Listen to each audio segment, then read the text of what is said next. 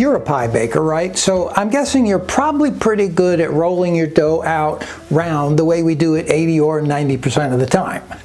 But what about that 10 or 20% of the time when you're making a quiche or a tart in a square or a rectangular pan like this one? I use this one all the time, especially for my party quiches. In that case, it makes much more sense to roll your dough into a rectangle or a square so you get a better fit and you don't come up short at the corners and have a lot of excess where you don't need it.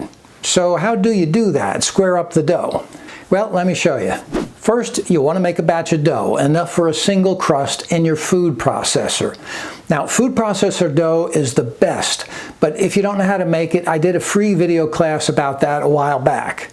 If you click on the link below this video, you'll get that class, the dough recipe, and the recipe for my favorite smoked salmon tart, which you can bake either in the round or rectangularly. So overlap 3 long pieces of plastic wrap on your work counter. Overlap them by about half. Now empty the pastry right into the center of it. Now I know this dough looks all crumbly, but it's supposed to, and I explain all of this in the class I just mentioned. Now grab opposite sides of the plastic and begin to compress the dough into a rectangle or a square, whichever one you need. Notice that as I bring up the sides, my knuckles meet and I press down pretty forcefully. Don't worry, you're not going to hurt the dough. In fact, the dough kind of admires that you're the strong, silent type. So keep doing this for about a minute until you have a nice, tidy square of dough, and then fold it up in the plastic wrap and leave about a ½ inch of slack on all sides.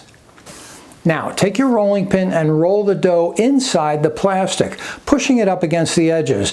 The dough will square up even more as you roll it. When you're done, the dough should be about 3/4 of an inch thick or slightly less. Refrigerate the dough right in the plastic for an hour or 2 until it's firm enough to roll. Now, I'm going to show you how nicely the dough rolls out and how we get it into the rectangular pan. But rather than keep blabbing away here, I think I'll just play some relaxing music to roll by. I hope that's okay with you. Don't forget to click that link below, and why don't you subscribe to this channel while you're at it. Thanks, and we'll see you next time.